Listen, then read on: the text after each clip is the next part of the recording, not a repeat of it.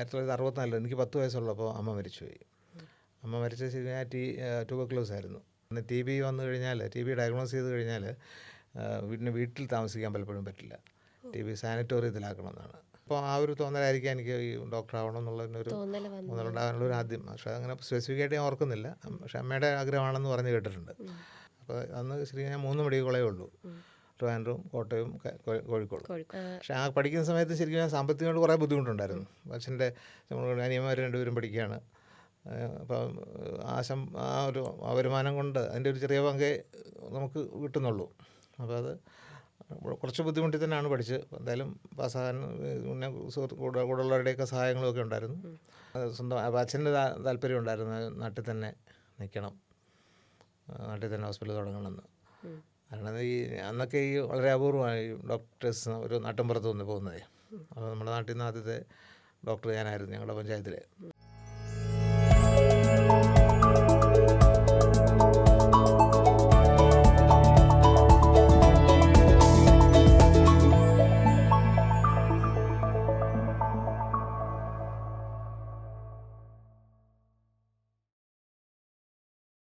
General മെഡിസിനിൽ MD ചെയ്ത ഒരാൾ എങ്ങനെയാണ് ഡയബറ്റിക്സ് കെയർ, അല്ലെങ്കിൽ അതും ഡയബറ്റിക്സ് പ്രിവെൻറ്റീവ് കെയർ, ചികിത്സ പോലുമല്ല, ചികിത്സയ്ക്ക് മുന്നേ ഉള്ള സേവിങ് പ്രൊസീജിയറിലേക്ക് താല്പര്യം വരാനും അത് ഇത്രയും വർഷങ്ങൾ 10-25 വർഷത്തോളമായിട്ട് അതിലിങ്ങനെ ഫോക്കസ്ഡ് ആവാനുള്ള റീസൺ എന്തായിരുന്നു?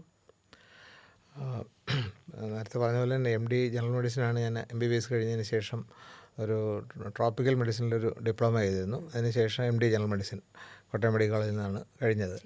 ഒരു 1985 കഴിഞ്ഞിട്ട് 86 ഒരു സ്വന്തമായിട്ടൊരു ഹോസ്പിറ്റൽ ചെറിയ നിലയിൽ തുടങ്ങി. അങ്ങനെയാണ് മുമ്പോട്ട് നീങ്ങിയത്. അപ്പോൾ ഈ ജനറൽ മെഡിസിൻ പ്രാക്ടീസാണ് എനിക്ക് ഏറ്റവും മെഡിസിനോടായിരുന്നു താല്പര്യം. സർജിക്കൽ സ്പെഷ്യാലിറ്റിയേക്കാൾ കൂടുതൽ താല്പര്യം മെഡിക്കൽ സ്പെഷ്യാലിറ്റിയോടായിരുന്നു, ജനറൽ മെഡിസിനോട് തന്നെയായിരുന്നു. അപ്പോൾ അത് പാസ്സായി കഴിഞ്ഞ് പ്രാക്ടീസ് തുടങ്ങിയ സമയത്ത് തന്നെ എല്ലാ ജനറൽ മെഡിസിൻ ഡോക്ടർക്കുള്ളൊരു പ്രത്യേകത അന്നും ഇന്നും ഉള്ളത്, എല്ലാവിധ രോഗങ്ങൾക്കും ചികിത്സ തേടി രോഗികൾ ആദ്യം സമീപിക്കുന്ന ഒരു പരിധിവരെ MBBS ഡോക്ടറെയോ അല്ലെങ്കിൽ ജനറൽ മെഡിസിൻ സ്പെഷ്യലിസ്റ്റിനോ ആയിരിക്കും. അതിനുശേഷമാണ് അതിൻ്റെ ഒരു സൂപ്പർ സ്പെഷ്യാലിറ്റി അല്ലെങ്കിൽ ഒരു ന്യൂറോളജിസ്റ്റിലെ കാർഡിയോളജിസ്റ്റിനെ കാണുന്നതിന് മുമ്പ് മിക്കവാറും എല്ലാ രോഗികളും ആദ്യം വരുന്നത് ഒരു ജനറൽ മെഡിസിൻ സ്പെഷ്യലിസ്റ്റിൻ്റെ അടുത്തായിരിക്കും. അപ്പോൾ അതുകൊണ്ട് തന്നെ ഈ ഡയഗ്നോസിസ് എന്തുകൊണ്ട് ഇപ്പോൾ ഒരു സിംറ്റമായിട്ട് വരുന്ന ആളിന്, ഇപ്പോൾ ഒരു വയറുവേദനയായിട്ട് വന്നു കഴിഞ്ഞാൽ അത് എന്താണ് ഗാസ്ട്രോ പ്രോബ്ലം ആണോ, അതല്ല ഗൈനക്കോളജി പ്രോബ്ലം ആണോ, അതല്ല ന്യൂറോളജിക്കൽ പ്രോബ്ലം ആണോ എന്നുള്ളത് ഡിഫറൻഷ്യേറ്റ് ചെയ്യുന്നത് എപ്പോഴും ഒരു ജനറൽ മെഡിസിൻ ഡോക്ടറുടെ ഒരു ഉത്തരവാദിത്വമാണ്. അപ്പോൾ അതുകൊണ്ട് തന്നെ ഒരു എക്സൈറ്റിംഗ് ഫീൽഡാണിത്. നമ്മൾക്ക് ഒരു ഡയഗ്നോസ് ചെയ്യാനും ആ സിംറ്റംസ് അനലൈസ് ചെയ്യുക, ആവശ്യമുള്ള ഇൻവെസ്റ്റിഗേഷനൊക്കെ ചെയ്ത് അങ്ങനെ പോകുക എന്നുള്ളത്. അപ്പോൾ അതുകൊണ്ട് തന്നെ എപ്പോഴും ഇഷ്ടപ്പെട്ട സ്പെഷ്യാലിറ്റി ഇൻ്റർണൽ മെഡിസിൻ തന്നെയാണ്.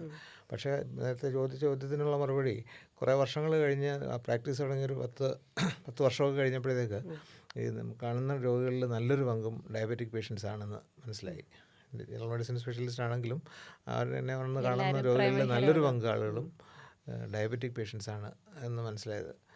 അപ്പോൾ 1995 ശരിക്കും പറഞ്ഞാൽ ഞാനൊരു പ്രാക്ടീസ് തുടങ്ങിയൊരു 10 വർഷമാണ്, ഇൻ്റർണൽ മെഡിസിൻ കഴിഞ്ഞ് പ്രാക്ടീസ് തുടങ്ങിയ ഒരു 10 വർഷമൊക്കെ കഴിഞ്ഞപ്പോൾ ധാരാളം പേഷ്യൻസ്, അപ്പോൾ എത്ര ആണെന്ന് നമുക്ക് അങ്ങനെ പെട്ടെന്ന് ടാബ്ലേറ്റ് ചെയ്യാൻ പറ്റില്ല.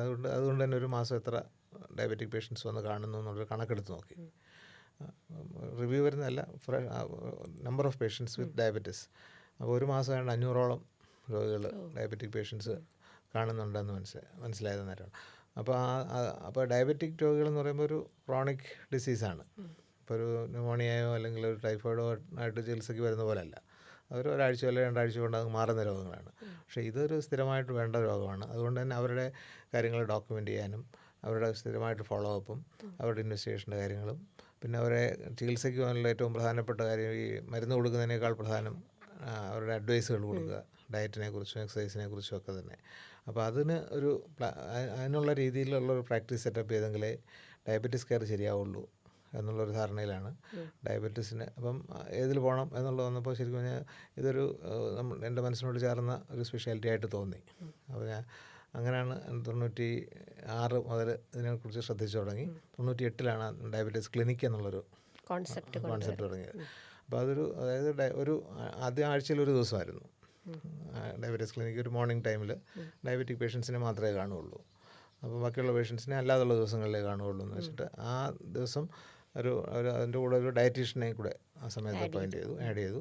എന്നിട്ട് അവർക്കൊരു ക്ലാസ് എടുക്കാനായിട്ട് ഡയബറ്റീസിനെ കുറിച്ച് ഇതിനെക്കുറിച്ച് പറഞ്ഞ് മനസ്സിലാക്കാനായിട്ട് ഓഡിയോ വിഷ്വൽസ് കൂടി ഒരു ക്ലാസ് എടുക്കുന്നതൊക്കെ സ്റ്റാർട്ട് ചെയ്തു. അങ്ങനെ 98 ഒരു ഡയബറ്റീസ് ക്ലിനിക്ക് ഔപചാരികമായിട്ട് തുടങ്ങിയത്. അപ്പോൾ ആദ്യം ആഴ്ചയിൽ ഒരു ദിവസമായിരുന്നു. അപ്പോൾ അത് ചിലപ്പോൾ ആദ്യമൊക്കെ 4-5 പേഷ്യൻസൊക്കെ ഈ ഡയബറ്റീസ് ആ ദിവസം വരുമായിരുന്നുള്ളൂ. പക്ഷേ അത് ക്രമേണ കുറച്ച് മാസങ്ങൾ കൊണ്ട് തന്നെ ധാരാളം പേരായി. ആഴ്ചയിൽ 2 ദിവസമാക്കി 3 മാസം കഴിഞ്ഞപ്പോഴത്തേക്ക്. പിന്നെ ഒരു വർഷം കഴിഞ്ഞപ്പോഴത്തേക്ക് ശരിക്കും എല്ലാ ദിവസവും ഡയബറ്റിക് ക്ലിനിക്ക് മോർണിംഗ് ടൈമിലാക്കേണ്ടി വന്നു. അതുപോലെ രോഗികളുടെ എണ്ണം കൂടി. അപ്പോൾ അങ്ങനെയാണ് ഡയബറ്റീസ് ക്ലിനിക്ക് തുടങ്ങാനായിട്ടുള്ള കാരണം. ഡയബറ്റീസ് ക്ലിനിക്കിൻ്റെ ഇങ്ങനെ ഒരു സ്പെസിഫിക് രോഗങ്ങൾക്കായി, പ്രത്യേകിച്ച് ക്രോണിക് രോഗങ്ങൾക്കായിട്ട് ഒരു ഡയബറ്റീസ് ക്ലിനിക്കിന് ഉള്ളൊരു വേറൊരു അഡ്വാൻറ്റേജുകളുണ്ട്.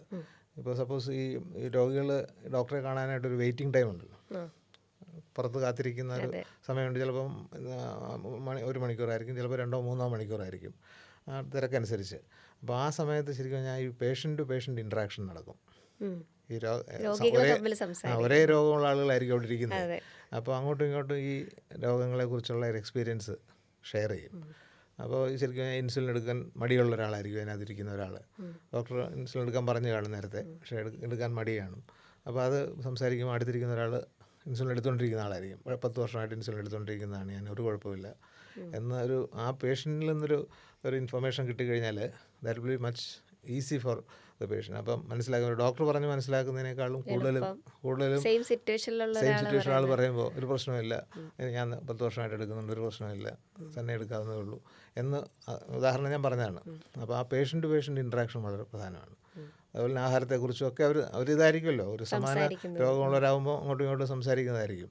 അപ്പോൾ അതാണ് ഈ ഡയബറ്റീസ് ക്ലിനിക്കിൻ്റെ ഒരു അഡ്വാൻറ്റേജ്. ഒരു സമാന രോഗമുള്ളവർ കുറേ സമയം ഒന്നിച്ചിരിക്കുമ്പോൾ ആ ഇൻട്രാക്ഷൻ വളരെ പ്രാധാന്യമുണ്ട്. അതുകൂടാതെ ക്ലാസ് എടുക്കുക, സംശയങ്ങൾ ദൂരീകരിക്കാനുള്ളൊരു അവസരവും. അങ്ങനെയാണ് ഡയബറ്റീസ് ക്ലിനിക്ക് തുടങ്ങിയത്. ക്ലിനിക്ക് തുടങ്ങിയ തീർച്ചയായിട്ടും അതൊരു റിവാർഡിങ് എക്സ്പീരിയൻസ് ആയിരുന്നു. പിന്നെ അതിലങ്ങ് തുടർന്നു പോകും. Okay sir. അപ്പോൾ സാറ് ഹോസ്പിറ്റലിൽ ചെറിയ രീതിയിൽ തുടങ്ങി എന്ന് പറഞ്ഞു. അപ്പോൾ സാർ എനിക്ക് തന്ന നോട്ട്സ് നിന്ന് ഞാൻ വായിച്ച് മനസ്സിലാക്കിയെടുത്തോളം അങ്ങനെ ഭയങ്കര വളരെ ലാവിഷായിട്ടുള്ളൊരു ലൈവ്ലിഹുഡ് ആയിരുന്നില്ലല്ലോ സാറിന് ഉണ്ടായിരുന്നത്. ഇപ്പോൾ ചൈൽഡ്ഹുഡ് ആയാലും പഠിക്കുന്ന സമയമായാലും എൻ്റെ സുഹൃത്തുക്കളുടെ സഹായം കൊണ്ടുള്ള ജീവിതം ഞാൻ നയിച്ചിരുന്നു എന്നതിൽ പലതവണ സാർ ഇങ്ങനെ കോട്ട് ചെയ്തിട്ടുണ്ട് ആ പുസ്തകത്തിൽ. അപ്പോൾ ഈ അങ്ങനെ ഒരു സാമ്പത്തികമായും കൂടെ ഒരു വലിയ തീരുമാനമല്ലേ നമ്മളിങ്ങനെ ആശുപത്രി തുടങ്ങുക, അതും ഒരു സർവീസ് മൈൻഡഡ് ആയിട്ട് തന്നെ അത് കൊണ്ടുപോവുക, അധികം ലോൺ എടുത്ത് ഒന്നും ചെയ്യരുത് എന്നുള്ള ആദർശത്തിൽ ഉറച്ചു നിൽക്കുക, ഇതെല്ലാം കൂടി സാർ എങ്ങനെ മാനേജ് ചെയ്തത്? ആൻഡ് ഈ ഡിസിഷൻ നടപ്പാക്കിയെടുക്കാൻ പൈസയുടെ ആവശ്യമുണ്ടല്ലോ. അപ്പോൾ ആരൊക്കെയാണ് സാറിനപ്പോൾ സഹായമായിട്ട് വന്നത്? ഒരു ഭയങ്കര വലിയ ഡിസിഷനല്ലേ അത് പറയുമ്പോൾ ശരിക്കും പറഞ്ഞാൽ എൻ്റെ ഒരു ജീവിത പശ്ചാത്തലം തുടക്കത്തിൽ പറഞ്ഞു കഴിഞ്ഞാൽ ഞാനൊരു ശരിക്കും പണ്ടത്തെ രീതി പറഞ്ഞ ഒരു ജന്മി കുടുംബത്തിലാണെന്ന് പറയാം. നമ്പൂതിരി കുടുംബത്തിലാണ് ജനിച്ചത്. പക്ഷേ ഈ ആ ഒരു 1960s ആ കാലഘട്ടത്തിൽ ഈ പിന്നെ ഭൂസമരമൊക്കെ വന്നു കഴിഞ്ഞാൽ, ആവിഷ്കരണമൊക്കെ വന്നു കഴിഞ്ഞപ്പം എല്ലാം നഷ്ടപ്പെട്ട് സ്വന്തമായിട്ടൊരു 1-2 ഏക്കർ സ്ഥലം മാത്രമായിട്ട് ചുരുങ്ങിയ ഒരു കുടുംബമായിരുന്നു. അച്ഛന് സ്കൂൾ ഹെഡ് മാസ്റ്ററായിരുന്നു. ഒരു സ്കൂൾ തുടങ്ങി ആദ്യം പോലെ തന്നെ ഹെഡ് മാസ്റ്ററായിട്ടാണ് അച്ഛൻ വർക്ക് ചെയ്തിരുന്നത്. അല്ല, അച്ഛന് ലിറ്ററേച്ചർ, അമ്മ കണക്ക് ടീച്ചറായിരുന്നു, ഹൈസ്കൂൾ ടീച്ചറായിരുന്നു. അപ്പോൾ ആ സമയത്തൊരു ഞാൻ 1954 ഞാൻ ജനിക്കുന്നത്. എനിക്ക് 3 അനിയന്മാരുണ്ട്, 2 അനിയന്മാരും ഒരു സിസ്റ്ററുണ്ട്. അപ്പോൾ അത് കഴിഞ്ഞ് പക്ഷേ ആദ്യകാലത്തൊക്കെ ഈ അച്ഛൻ്റെയും അമ്മയുടെയും ശമ്പളമൊക്കെ കൊണ്ട് മാത്രമായിരുന്നു കാലത്തുണ്ടായിരുന്നത്. പക്ഷേ പിന്നെ വരുമാനവും ഈ കൃഷിഭൂമി കുറച്ചൊക്കെ ഉണ്ടായിരുന്നു. അതിൽ നെൽകൃഷിയൊക്കെയാണെന്നുള്ളത്. അങ്ങനെ കഴിഞ്ഞ് 1964 എനിക്ക് 10 വയസ്സുള്ളപ്പോൾ അമ്മ മരിച്ചുപോയി. അമ്മ മരിച്ച ശരിയായ ട്യൂബർക്ലോസ് ആയിരുന്നു. അന്ന് TB വരിക എന്ന് പറഞ്ഞാൽ എനിക്ക് വളരെ വ്യക്തമായ ഓർമ്മകളില്ല, എന്നാലും ധാരാളം ഓർമ്മകളുണ്ട്. അന്ന് TB വന്നു കഴിഞ്ഞാൽ, TB ഡയഗ്നോസ് ചെയ്ത് കഴിഞ്ഞാൽ വീട്ടിൽ താമസിക്കാൻ പലപ്പോഴും പറ്റില്ല. TB സാനിറ്റോറിയത്തിലാക്കണമെന്നാണ്, പകരാതിരിക്കാനായിട്ട്. അന്ന് TBക്കുള്ള ചികിത്സ അത്ര ഫലപ്രദമല്ല. അപ്പോൾ TB സാനിറ്റോറിയങ്ങളുണ്ടായിരുന്നു ട്രിവാൻഡ്രത്തും പിന്നെ തിരുവല്ല പുഷ്പഗിരിയോട് ചേർന്നു. അപ്പോൾ പലപ്പോഴും മാസങ്ങളോളം നമുക്ക് അവിടെ പോയി താമസിക്കേണ്ടിയൊക്കെ വന്നിട്ടുണ്ട്. പിന്നെ അത് കുറച്ചൊന്ന് കുറയുന്ന സമയത്ത് പിന്നെ വീട്ടിൽ വരാം, പിന്നെ കുറേ മാസങ്ങൾ അങ്ങനെ നിൽക്കും. അപ്പോൾ അങ്ങനെ ഒരു 1-2 വർഷം കഴിഞ്ഞിട്ട് പെട്ടെന്ന് അന്നത്തെ ചികിത്സ അത്ര ഫലപ്രദമല്ല TBയുടെ ഉണ്ടായിരുന്നത്. പക്ഷേ ചിലപ്പോൾ ആ ഒരു തോന്നലായിരിക്കാം എനിക്ക് ഈ ഡോക്ടർ ആവണം എന്നുള്ളതിനൊരു തോന്നലുണ്ടാകാനുള്ളൊരു ആദ്യം. പക്ഷേ അങ്ങനെ സ്പെസിഫിക്കായിട്ട് ഞാൻ ഓർക്കുന്നില്ല. പക്ഷേ അമ്മയുടെ ആഗ്രഹമാണെന്ന് പറഞ്ഞ് കേട്ടിട്ടുണ്ട്. അപ്പോൾ അത് കഴിഞ്ഞ് പെട്ടെന്നൊരു രക്തം ഛർദ്ദിച്ചാണ് അമ്മ മരിക്കുന്നത്, വീട്ടിൽ വെച്ച് തന്നെ. അപ്പോൾ അതിനുശേഷം പിന്നെ അച്ഛൻ്റെ ാണ് ഞങ്ങൾ എല്ലാവരും വളർന്നു വന്നത്. അപ്പം അച്ഛൻ്റെ ശമ്പളത്തെ മാത്രം ആശ്രയിച്ച ഒരു കുടുംബമായിരുന്നു അതിന് ശേഷം. അന്നത്തെ ഈ ശമ്പളം എന്നൊക്കെ പറഞ്ഞു കഴിഞ്ഞാൽ 400 രൂപ ഒക്കെയാണ് മാസ ശമ്പളം. അന്നത്തെ വലിയ തുകയാണത്, എന്നാലും ഒരു മാസത്തെ ശമ്പളം അതൊക്കെയാണ്. അപ്പോൾ പക്ഷേ പഠിക്കാൻ ഞങ്ങൾക്ക് എല്ലാവരും താല്പര്യം ഉണ്ടായിരുന്നുകൊണ്ട് ക്ലാസ്സുകളിലൊക്കെ നല്ല എനിക്ക് റാങ്ക് SLCക്ക് റാങ്കിനടുത്ത് മാർക്കുണ്ടായിരുന്നു. 474 മാർക്കുണ്ടായിരുന്നു. ശരിക്കും അന്നത്തെ ഫസ്റ്റ് റാങ്ക് കയറി 504 മാർക്ക്. പക്ഷേ എനിക്ക് ഈ അന്ന് സെക്കൻഡ് ലാംഗ്വേജ് പിന്നെ സയൻസ് മലയാളമായിരുന്നു. എൻ്റെ നാട്ടിലൊരു സ്കൂളിലായിരുന്നു. സെക്കൻഡ് ലാംഗ്വേജ് ഇംഗ്ലീഷ്, ഫ്രഞ്ചും സാൻസ്ക്രിറ്റും ഒക്കെ എടുക്കാം അന്ന്. ഇപ്പോൾ ഫ്രഞ്ച് സെക്കൻഡ് ലാംഗ്വേജ് ആയിട്ട് എടുക്കുന്ന ഈ ട്രിവാൻഡ്രത്തും എറണാകുളത്തുള്ള സ്കൂളുകളിലെ കുട്ടികൾക്ക് ഫ്രഞ്ച് അവർക്ക് 100-ൽ 100 മാർക്കും കിട്ടും. ഈ സെക്കൻഡ് ലാംഗ്വേജിന് 100 മാർക്കും ഉറപ്പാണ്. അപ്പോൾ ആ 100 മാർക്കായിരുന്നു അന്നത്തെ ഫസ്റ്റ് റാങ്ക് ആയിരിക്കും. സെക്കൻഡും തേർഡ് റാങ്ക് ആയിരുന്നു ഉണ്ടായിരുന്നത്. എനിക്ക് മലയാളത്തിന് സെക്കൻഡ് ലാംഗ്വേജ് മലയാളത്തിന് കിട്ടിയ 70 മാർക്കായിരുന്നു. അപ്പോൾ 100-ൽ 70 അതൊരു നല്ല മാർക്കാണ് ശരിക്കും. മലയാളത്തെ സംബന്ധിച്ച് നല്ല മാർക്കായിരുന്നു. പക്ഷേ 70-ന് പകരം അത് 100 കിട്ടിയിരുന്നെങ്കിൽ ഫസ്റ്റ് റാങ്ക് എനിക്കായിരുന്നു ഇനി. ആ ഒരു വ്യത്യാസം ഉണ്ടായിരുന്നു. അപ്പോൾ അത് പക്ഷേ അച്ഛൻ അതുകൊണ്ട് തന്നെ ഈ SLC കഴിഞ്ഞിട്ട് പ്രീ ഡിഗ്രിക്ക് പന്തളത്തുള്ള കോളേജ് പോരാ എന്ന് വിചാരിച്ച് ഇവർ തന്നെ പഠിക്കുന്ന ഈ റാങ്ക് ഹോൾഡേഴ്സ് എന്ന് അന്നത്തെ SLCക്ക് റാങ്കുകളെല്ലാം ട്രിവാൻഡ്രത്തായിരിക്കും, അല്ലെങ്കിൽ കുറച്ച് റാങ്കുകൾ എറണാകുളത്തായിരിക്കും. ആദ്യത്തെ ഒരു 20 റാങ്കിനകത്ത് ആദ്യത്തെ ഒരു 10 റാങ്കിനകത്ത് ശരിക്കും 6 പേരും ട്രിവാൻഡ്രത്തുള്ളവരായിരുന്നു. അപ്പോൾ അവർ പഠിക്കുന്ന കോളേജിൽ പോകണം എന്ന് പറഞ്ഞിട്ട് അവിടെ എന്നെ ചേർത്തത്. അന്ന് ഇൻ്റർമീഡിയറ്റ് കോളേജിൽ നിന്ന് അന്നത്തെ പേര്, പിന്നെ അത് ആർട്സ് കോളേജ്, ഇപ്പോഴത്തെ ഗവൺമെൻറ് ആർട്സ് കോളേജിൽ. അപ്പോൾ ഈ റാങ്ക് ഹോൾഡേഴ്സ് നല്ലൊരു പങ്ക് ആൾക്കാരും അവിടെ ഉണ്ടായിരുന്നു. അപ്പോൾ അവരുടെ കൂടെ അതേ ബാച്ചിൽ പഠിക്കണമെന്ന് അച്ഛനൊരു നിർബന്ധം ഉണ്ടായിരുന്നു. അതുകൊണ്ട് തന്നെ ഞാൻ ഫ്രഞ്ച് സെക്കൻഡ് ലാംഗ്വേജ് എടുത്തു അവിടെ ചെന്നിട്ട്. അപ്പോൾ ആ ബാച്ചിൽ തന്നെ ചേരാനായിട്ട് ഫ്രഞ്ച്. പക്ഷേ ഞാൻ ആദ്യം മുതൽ പഠിക്കേണ്ടി വന്നു ഫ്രഞ്ച്. പക്ഷേ കുഴപ്പമില്ലായിരുന്നു, പഠിച്ച്. അതിനകത്ത് ഫ്രഞ്ച് സംസാരിക്കാനൊന്നും അറിയില്ല അന്ന്. ശരി, കേട്ടാൽ അത്യാവശ്യം മനസ്സിലാവും. അന്ന് പഠിച്ചതേ ഉള്ളൂ. പക്ഷേ പക്ഷേ അതിനകത്തൊരു റിസ്ക്കും ഉണ്ടായിരുന്നേ. എനിക്ക് മുമ്പുള്ള ബാച്ചിൽ ഇതുപോലെ തന്നെ ആദ്യം ഫ്രഞ്ച് എടുത്ത ഒരാൾ ബാക്കിയെല്ലാ സബ്ജക്റ്റിനും നല്ല മാർക്ക് വെച്ചു, ഫ്രഞ്ചിന് തോറ്റുപോയി. അപ്പോൾ അവസാനം സെക്കൻഡ് ഇയർ പരീക്ഷ എടുത്തപ്പോഴത്തേക്ക് എനിക്കും കൂടുതൽ ടെൻഷനായി. ഫ്രഞ്ചിനെങ്ങാനും തോറ്റുപോയെങ്കിൽ പ്രീ ഡിഗ്രിക്ക് തോറ്റുപോയല്ലോ. ബാക്കിയുള്ളവരെല്ലാം 5ാം ക്ലാസ് മുതലേ ഫ്രഞ്ച് പഠിക്കുന്നവരാ. പക്ഷേ അവസാനം അതുകൊണ്ട് കുറച്ച് കൂടുതൽ കോൺസെൻട്രേറ്റ് ചെയ്യേണ്ടി വന്നു ലാസ്റ്റ് പരീക്ഷ ആയപ്പോഴത്തേക്ക്. എന്തായാലും അന്നത്തെ ഈ MBBS അഡ്മിഷന് SLC പ്രീ ഡിഗ്രിയുടെ മാർക്കിൻ്റെ ബേസിലാണ്. എൻട്രൻസ് വരുന്നതിന് മുമ്പുള്ള കാലമാണ്. അപ്പോൾ അന്ന് ശരിക്കും ഞാൻ 3 മെഡിക്കൽ കോളേജേ ഉള്ളൂ. ട്രിവാൻഡ്രം, കോട്ടയം, കോഴിക്കോട് 3 മെഡിക്കൽ കോളേജേ ഉള്ളൂ. ലിമിറ്റഡ് സീറ്റുകളേ ഉള്ളൂ. കോട്ടയത്ത് 80 സീറ്റേ ഉള്ളൂ. ട്രിവാൻഡ്രത്തും 150 സീറ്റ് വീതം, ട്രിവാൻഡ്രത്തും കോഴിക്കോടും. അങ്ങനെ അത്രയും സീറ്റുകളേ ഉള്ളൂ. അതിൽ തന്നെ പ്രീ ഡിഗ്രി ഉള്ളവർക്ക് അതിൻ്റെ ഒരു 1/3 ഉള്ളൂ. 1/3 റിസർവ്ഡ് പ്രീ ഡിഗ്രിക്കാർക്ക്. ബാക്കി 2/3 BSc കഴിഞ്ഞവർക്കാണ്. BSc സയൻസ് സബ്ജക്ട്സ് എടുക്കുന്നവർക്കും MBBS അഡ്മിഷൻ കിട്ടും. അങ്ങനെയായിരുന്നു. 2/3 സീറ്റുകൾ BScക്കാർക്ക് റിസർവ്ഡാണ്, 1/3 പ്രീ ഡിഗ്രിക്കാർക്ക്. അപ്പോൾ പ്രീ ഡിഗ്രിക്കാർക്ക് ഏതാണ്ട് 400 സീറ്റുകൾ ടോട്ടൽ. അതിൽ ഒരു 1/3 150 സീറ്റ്സൊക്കെ വരത്തുള്ളൂ. അതിൽ തന്നെ റിസർവേഷൻ ആയി കഴിഞ്ഞ് കഴിഞ്ഞാൽ ഒരു 10-70 സീറ്റേ ഉള്ളൂ ശരിക്കും. ഞാൻ മെറിറ്റിൽ പ്രീ ഡിഗ്രി അഡ്മിഷനായിട്ട് കേരളത്തിൽ മൊത്തം കൂടെ ഭാഗ്യം കൊണ്ട് അതിന് അഡ്മിഷൻ കിട്ടാനുള്ള മാർക്കുണ്ടായിരുന്നു. അത് കഴിഞ്ഞപ്പോൾ അത് എനിക്ക് പിന്നെ നേറ്റിവിറ്റി അനുസരിച്ച് കോട്ടയം മെഡിക്കൽ കോളേജിലാണ് കിട്ടിയത്. ബാക്കി കൂടുതൽ എൻ്റെ കൂടെ ക്ലാസ്മേറ്റ്സ് കൂടുതലും ഞങ്ങളുടെ ബാച്ചിൽ നിന്ന് 80 പേരുള്ള പ്രീ ഡിഗ്രി ബാച്ചിൽ നിന്ന് 26 പേർക്ക് അന്ന് മെഡിസിൻ കിട്ടി. അപ്പോൾ 70 പേരിൽ 26 ഈ ഒരൊറ്റ ബാച്ചിൽ നിന്നായിരുന്നു. ആ സമയത്ത് ഡോക്ടർമാരെല്ലാം ഒന്നിച്ച് പഠിച്ചവരാണ് മിക്കവാറും, നല്ലൊരു പങ്കും. റാങ്ക് ഹോൾഡേഴ്സൊക്കെ ഉണ്ടായിരുന്നു. അപ്പോൾ അത് എനിക്ക് പക്ഷേ നേറ്റിവിറ്റി അനുസരിച്ച് പന്തളമായതുകൊണ്ട് കോട്ടയം മെഡിക്കൽ കോളേജിലാണ് കിട്ടിയത്. ബാക്കി ട്രിവാൻഡ്രം സൈറ്റിലുള്ളവർക്കെല്ലാം അവിടെ ട്രിവാൻഡ്രം മെഡിക്കൽ കോളേജിലാണ്. അപ്പോൾ അതിനുശേഷമാണ് MBBS കോട്ടയം 77-ലാണ് കഴിഞ്ഞത്. അത് കഴിഞ്ഞ് MBBS പഠനകാലം ശരിക്കും ഞങ്ങളുടെയൊക്കെ കാലത്ത് കുറേ എൻജോയ് ചെയ്ത ഒരു പഠനത്തോടൊപ്പം തന്നെ മറ്റേ എക്സ്ട്രാ കരിക്കുലർ ആക്ടിവിറ്റീസും എല്ലാം ഉണ്ടായിരുന്നൊരു കാലഘട്ടമായിരുന്നു. ശരിക്കും ഞങ്ങളുടെ ആ സമയത്താണ് ശരിക്കും ഈ ക്യാമ്പസ് ലൈഫ് ഏറ്റവും കൂടുതൽ എൻജോയ് ഒരു വളരെ പോസിറ്റീവ് വൈബുള്ളൊരു കാലമായിരുന്നത്. സാഹിത്യ ചർച്ചകളും അങ്ങനെയുള്ള ഈ ലഹരി മരുന്നുകളുടെ ഉപയോഗമൊന്നും ഇത്രയൊന്നും ക്യാമ്പസിൽ വരാത്തൊരു കാലമായിരുന്നു ശരിക്കും. പക്ഷെ അപ്പം വളരെ പോസിറ്റീവായിട്ടുള്ള ചർച്ചകളുമൊക്കെ ധാരാളമായിട്ടുണ്ടായിരുന്നു. ഈവൻ ഇപ്പോൾ ഓർക്കുന്നുണ്ട് കടമ്മനിട്ടൊക്കെ വന്ന് കടമ്മനിട്ട രാമകൃഷ്ണൻ വന്ന് കവിത ചൊല്ലുന്ന കാലമൊക്കെ ഓർമ്മയുണ്ട്. കോളേജിൽ വന്നിട്ട് ഞാനത് കോളേജിൻ്റെ മാഗസിൻ എടുത്തുമായിരുന്നു ഒരു വർഷം. മെഡിക്കൽ കോളേജിലാണ് മെഡിക്കൽ കോളേജ് പറഞ്ഞു അന്ന് മെഡിക്കൽ കോളേജിൽ തന്നെ അങ്ങനെ രീതിയിലുള്ള ചർച്ചകളും സാഹിത്യ ചർച്ചകളും ഒക്കെ ഉണ്ടായിരുന്നു. വളരെ സജീവമായൊരു ക്യാമ്പസ് ലൈഫ് ഉണ്ടായിരുന്നു. അപ്പോൾ അത് എൻജോയ് ചെയ്യാനും പറ്റി. അതോടൊപ്പം തന്നെ പഠിത്തത്തിൽ പക്ഷേ അതുകൊണ്ട് തന്നെ കുറച്ചൊക്കെ ശ്രദ്ധിച്ചു എന്ന് പറഞ്ഞു കഴിഞ്ഞാൽ, പക്ഷേ അത്യാവശ്യമുള്ള കാര്യങ്ങളിലെല്ലാം നല്ല മാർക്കോടുകൂടി തന്നെ പാസ്സാവാൻ പറ്റി. പക്ഷേ അത് കഴിഞ്ഞ് അത് കഴിഞ്ഞ് MBBS കഴിഞ്ഞിട്ട് പോസ്റ്റ് ഗ്രാജുവേഷന് പോകണമെങ്കിലും ശരിക്കും പറഞ്ഞാൽ അതിൻ്റെ മാർക്കിൻ്റെ അനുസരിച്ചിട്ടാണ്. പക്ഷേ ആ പഠിക്കുന്ന സമയത്ത് ശരിക്കും സാമ്പത്തികമായിട്ട് കുറേ ബുദ്ധിമുട്ടുണ്ടായിരുന്നു. അച്ഛൻ്റെ നമ്മൾ അനിയന്മാർ രണ്ടുപേരും പഠിക്കുകയാണ്. അപ്പം ആ ഒരു വരുമാനം കൊണ്ട് അതിൻ്റെ ഒരു ചെറിയ പങ്കേ നമുക്ക് കിട്ടുന്നുള്ളൂ. അപ്പോൾ അത് കുറച്ച് ബുദ്ധിമുട്ടി തന്നെയാണ് പഠിച്ച് എന്തായാലും പാസ്സാകാൻ. പിന്നെ കൂടെയുള്ളവരുടെയൊക്കെ സഹായങ്ങളൊക്കെ ഉണ്ടായിരുന്നു. എന്തായാലും കുഴപ്പമില്ലാതെ കഴിഞ്ഞു. അത് കഴിഞ്ഞ് പിന്നെ പാസ്സായി കഴിഞ്ഞതിന് ശേഷം ഈ മെഡിസിൻ അഡ്മിഷൻ, ഈ പോസ്റ്റ് ഗ്രാജുവേഷൻ അഡ്മിഷൻ കിട്ടുന്നത് ഇതിൻ്റെ മാർക്കിൻ്റെ അനുസരിച്ചാണ്. അതിനും എൻട്രൻസ് ഇല്ല. അപ്പോൾ മാർക്കിൻ്റെ ബേസിലാണെങ്കിൽ എനിക്ക് കുറച്ച് പുറകിലായിരുന്നു.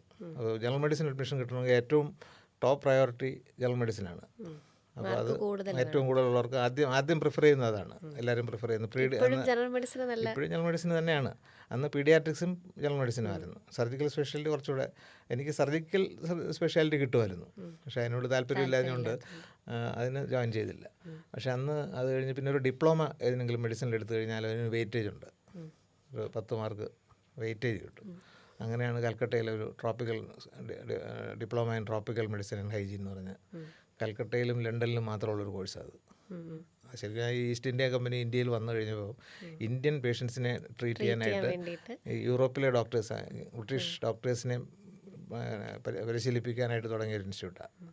200 വർഷങ്ങൾക്ക് മുമ്പ് തുടങ്ങിയതാണ്. സ്കൂൾ ഓഫ് ട്രോപ്പിക്കൽ മെഡിസിനാണ്. അപ്പോൾ അവിടുത്തെ ഈ DTMNH എന്നുള്ള കോഴ്സ് ഇപ്പോഴും ഉണ്ടത്. ഈ രണ്ടിടത്തേ ഉള്ളൂ, ലണ്ടനിലും ഒന്ന് ഇവിടെ. പക്ഷേ ഫേമസ് ഇൻസ്റ്റിറ്റ്യൂട്ടായിരുന്നു അത്. അവിടെ എന്തായാലും അഡ്മിഷൻ കിട്ടി. അവിടെ 60 സീറ്റ് ഉണ്ടായിരുന്നു. അവിടെ അഡ്മിഷൻ കിട്ടി. അത് പക്ഷേ ഒരു വർഷം കൽക്കട്ടയിൽ, അതൊരു നല്ല എക്സ്പീരിയൻസ് ആയിരുന്നു. കൽക്കട്ടയിലെ ലൈഫും ഒരു വർഷം അവിടെ ആയിരുന്നു. പക്ഷേ അവിടെ പിന്നെ വേറെ ഒരു എക്സ്ട്രാ കരിക്കുലർ ആക്ടിവിറ്റീസ് ഒന്നും ഇല്ലായിരുന്നു. സുഖമായിട്ടിരുന്ന് പഠിച്ചു. അതിനകത്ത് റാങ്കോട് കൂടി തന്നെ എല്ലാത്തിനും റാങ്ക് എനിക്ക് തന്നെ ആയിരുന്നു. അവിടെ എന്തായാലും പഠിത്തത്തിൽ വളരെ ശ്രദ്ധിക്കാൻ പറ്റും. കാരണം വേറൊരു ആക്ടിവിറ്റീസ് ഇല്ലായിരുന്ന സമയത്തായതുകൊണ്ട്. അത് കഴിഞ്ഞിട്ട് അതിൻ്റെ കെയർ ഓഫിൽ അതിൻ്റെ വെയിറ്റേജിൽ ആണ് ഒരു വർഷം കഴിഞ്ഞപ്പം MD ജനറൽ മെഡിസിന് അഡ്മിഷൻ കിട്ടിയത്. അപ്പോൾ ആ സമയത്തേക്ക് ശരിക്കും എൻട്രൻസ് വേണം എന്ന് പറഞ്ഞുകൊണ്ടൊരു കേസൊക്കെ വന്നിരുന്നു. ഭാഗ്യത്തിന് ഞങ്ങളുടെ ബാച്ചിനോട് ഈ വർഷം കൂടെ വേണ്ട, അടുത്ത വർഷം മുതൽ എൻട്രൻസ്, പിന്നത്തെ വർഷം മുതൽ എൻട്രൻസ് ആയിരുന്നു. അപ്പോൾ അതും ഭാഗ്യം തുണച്ചത് കൊണ്ടാണത് കിട്ടിയത്. അപ്പോൾ അതിന്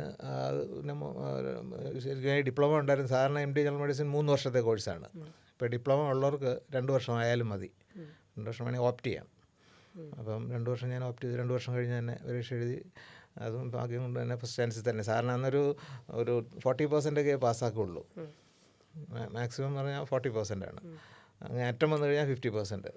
അത് കൂടുതൽ പാസ്സാക്കരുതെന്നാണ്, അങ്ങനെ ഒരു രീതിയാണ്. അപ്പം അതെന്തായാലും ആദ്യത്തെ ചാൻസ് തന്നെ പാസ്സാകാൻ പറ്റി. അത് കഴിഞ്ഞിട്ടാണ് ശരിക്കും, അപ്പോഴത്തേക്കാണ് ശരിക്കും ഹോസ്പിറ്റൽ സ്വന്തം അച്ഛൻ്റെ താല്പര്യം ഉണ്ടായിരുന്നു. നാട്ടിൽ തന്നെ നിൽക്കണം, നാട്ടിൽ തന്നെ ഹോസ്പിറ്റൽ തുടങ്ങണമെന്ന്. കാരണം അന്നൊക്കെ വളരെ അപൂർവമായി ഡോക്ടേഴ്സ് ഒരു നാട്ടിൻപുറത്ത് നിന്ന് പോകുന്നത്. അപ്പോൾ നമ്മുടെ നാട്ടിൽ നിന്ന് ആദ്യത്തെ ഡോക്ടർ ഞാനായിരുന്നു, ഞങ്ങളുടെ പഞ്ചായത്തിൽ. അപ്പോൾ അങ്ങനെ ഉള്ളപ്പം പിന്നെ അന്ന് പഠിച്ചുകൊണ്ടിരുന്ന സമയത്തും നാട്ടിൽ നിന്ന് വലിയ ദൂരം ഇല്ലാത്തതായതുകൊണ്ട് കോട്ടയത്തോട്ട് ധാരാളം മറ്റ് ഡോക്ടേഴ്സിനെ കാണാൻ വരുമ്പോഴൊക്കെ എൻ്റെ സഹായം പലരും എടുക്കുമായിരുന്നു. നാട്ടിൽ നിന്ന് വരുന്ന അച്ഛനത് താല്പര്യമായിരുന്നു. അപ്പോൾ അങ്ങനെ നാട്ടുമായിട്ടൊരു ബന്ധമുണ്ടായിരുന്നു. പിന്നെ അച്ഛന് കുറച്ച് സജീവ രാഷ്ട്രീയത്തിലൊക്കെ ഉണ്ടായിരുന്നതുകൊണ്ടുകൂടെ കുറച്ച് വളരെ അങ്ങനൊരു ബന്ധപ്പെട്ടൊരു സൗഹൃദം ഉണ്ടായിരുന്നു എല്ലാവരുമായിട്ടും. അപ്പോൾ അതുകൊണ്ട് തന്നെ അച്ഛൻ്റെയും കൂടെ ആഗ്രഹമുള്ളതുകൊണ്ട് നാട്ടിൽ തന്നെ തുടങ്ങണമെന്നൊരു ആഗ്രഹം മനസ്സിലുണ്ടായിരുന്നു. അപ്പോൾ പക്ഷേ അന്ന് നേരത്തെ ചോദിച്ച പോലെ തന്നെ സാമ്പത്തികം ഒരു വലിയ പ്രശ്നമായിരുന്നു. പിന്നെ അച്ഛൻ്റെ അനിയൻ ഒരാൾ ഗൾഫിൽ പോയിട്ട് അദ്ദേഹം തിരിച്ചു വന്ന് നാട്ടിൽ നിന്ന് കുറച്ച് കാശൊക്കെ അത്യാവശ്യം കാശൊക്കെ ആയിരുന്നു. അപ്പം അദ്ദേഹത്തിൻ്റെയും കൂടെ താല്പര്യം കൂടെ എടുത്തിട്ട് ഞങ്ങൾ രണ്ടുപേരും കൂടെ ചേർന്നാണ്, അദ്ദേഹത്തിൻ്റെ സഹായത്തോടു കൂടിയാണ് സത്യത്തിൽ ഒരു വാടക കെട്ടിടത്തിൽ ആദ്യം തുടങ്ങുന്നത്. ഇനീഷ്യൽ ഇൻവെസ്റ്റ്മെൻറ്റിനുള്ള കാശ് ഞങ്ങൾ രണ്ടുപേരും കൂടെ ഷെയർ ചെയ്താണ്. വലിയ ഇൻവെസ്റ്റ്മെൻ്റ് ഒന്നും ഇല്ലാതെ തന്നെ വാടക കെട്ടിടത്തിലായതുകൊണ്ട് എൻ്റെ റെൻറ്റും അത്യാവശ്യമായിട്ടാണ് തുടങ്ങുന്നത്. പിന്നെ അതിൽ നിന്ന് ഒരു തുടങ്ങിക്കഴിഞ്ഞൊരു വർഷം കഴിഞ്ഞ ആദ്യം മുതൽ തന്നെ നന്നായിട്ട് നല്ല രീതിയിൽ തന്നെ വന്നതുകൊണ്ട് 1-2 വർഷം കഴിഞ്ഞപ്പോഴത്തേക്ക് സ്വന്തമായിട്ട് സ്ഥലം വാങ്ങിക്കാൻ പറ്റി. അവിടെ ഒരു ചെറിയ ഒരു ബിൽഡിങ് തുടങ്ങി. ഒരു 4 വർഷം കഴിഞ്ഞ് 86 തുടങ്ങി 90 സ്വന്തമായിട്ട് സ്ഥാപനത്തിലോട്ട് ഒരു നില പൂർത്തിയാക്കി അതിലോട്ട് മാറി. അപ്പോൾ ഈ 1990-കളിലാണ് സ്വന്തമായിട്ടുള്ള ഹോസ്പിറ്റലിലേക്ക് മാറുന്നത്, ഒരു സ്വന്തം ബിൽഡിങ്ങിലേക്ക് മാറുന്നത്. ഒരു നില വിചാരിച്ച് അന്ന് ആദ്യമൊക്കെ ശരിക്കും ഒരു വാടക ഘട്ടത്തിലായിരുന്നപ്പോൾ ഒരു 30 പേരോളം പേഷ്യൻസിനെ അഡ്മിറ്റ് ചെയ്യാനുള്ള സൗകര്യം, അത്യാവശ്യം ലാബ് ഫെസിലിറ്റിയൊക്കെ ഉണ്ടായിരുന്നു. പുതുതായിട്ട് മാറിയപ്പോഴും ഏതാണ്ട് അത്രയും സൗകര്യത്തോടു കൂടിയാണ് ആദ്യം മാറുന്നത്. അതിനുശേഷം പിന്നെ ഒരു തിരിഞ്ഞു നോക്കേണ്ടി വന്നിട്ടില്ല എന്ന് തന്നെ പറയാം. മുമ്പോട്ട് തന്നെ പോയി അതിൽ നിന്നുള്ള വരുമാനം തന്നെ അവിടെ ഇൻവെസ്റ്റ് ചെയ്യുക എന്നുള്ള, നമുക്ക് വേറെ വലിയ ഇപ്പോൾ അനിയന്മാർക്കൊക്കെ ജോലിയായി ആ സമയത്തേക്ക്. പിന്നെ എൻ്റെ വിവാഹം 79 കഴിഞ്ഞു. കോളേജിലെ ലെക്ചറായിരുന്നു, വത്സല എന്നാണ് പേര്. അപ്പം ആ വരുമാനം കൂടെ ആയപ്പോഴത്തേക്ക് നമുക്ക് സെൽഫ് സഫിഷ്യൻ്റ് ആയി എന്ന് പറയാം. അപ്പം ഇവിടെ നിന്ന് കിട്ടുന്ന ഇൻകം കൂടുതലും അവിടെ തന്നെ ഇൻവെസ്റ്റ് ചെയ്ത് ക്രമേണ വർഷങ്ങൾ കൊണ്ട് തന്നെ ഇപ്പോൾ 4 നിലയുള്ള ബിൽഡിങ്ങായിട്ട് മാറിയിട്ടുണ്ട് ഇപ്പോൾ കഴിഞ്ഞ കുറച്ച് വർഷങ്ങളായിട്ട്. അപ്പോൾ അത് നേരത്തെ പറഞ്ഞ പോലെ ലോൺ ഒട്ടും എടുക്കാതാണ് ഒരു ഭാഗത്തും. കാരണം ലോൺ എടുക്കുന്നതിനോടൊന്നും എനിക്കൊരു പേടിയായിരുന്നു. ലോൺ എടുത്തു കഴിഞ്ഞാൽ അതിനകത്തൊരു കടക്കാരനായി കഴിഞ്ഞാൽ നമ്മൾ പിടിവിട്ട് പോകുമെന്നുള്ള എപ്പോഴും അങ്ങനെ ഒരു പ്രിക്കോഷൻ എടുക്കുന്നതുകൊണ്ട് ലോണൊന്നും എടുക്കാതെ തന്നെയാണ് ഇതുവരെ ഭാഗ്യം കൊണ്ട് ഇതുവരെ ചെയ്യാൻ പറ്റിയത്. അപ്പോൾ അത് ഒരു കുഴപ്പമില്ലാതെ മുമ്പോട്ട് പോകാൻ സാധിച്ചു. അതിൻ്റെ ഭാഗം അതാണ്. അച്ഛൻ അൺഫോർച്ചുനേറ്റ്ലി അച്ഛനെ കാണാനുണ്ടായിരുന്നു. 98 അച്ഛൻ മരിക്കുന്നത്. ആ സമയത്ത് പക്ഷേ എൻ്റെ ഹോസ്പിറ്റലിലെ ആളുടെ പൂർത്തീകരണമായതിനു ശേഷമാണ് മരിക്കുന്നത്. അതിന് ശേഷം പിന്നെ എൻ്റെ ബ്രദേഴ്സും ഒക്കെ കൂടെ ഉണ്ട് എല്ലാ കാര്യങ്ങളിൽ. എൻ്റെ നേരെയുള്ള ആൾ എൻജിനീയറായിരുന്നു, ദേവസ്വം ബോർഡിൽ ചീഫ് എഞ്ചിനീയറായിട്ട് റിട്ടയർ ചെയ്തു. പിന്നെ ഒരാൾ ഇംഗ്ലീഷ് പ്രൊഫസറായിരുന്നു, ശ്രീകൃഷ്ണപുരം VTB കോളേജിലെ പ്രിൻസിപ്പലായിട്ട് റിട്ടയർ ചെയ്തു. ഒരു സാഹിത്യകാരനും കൂടാണ്. പേര് ജി ദിലീപൻ എന്ന് പറഞ്ഞു.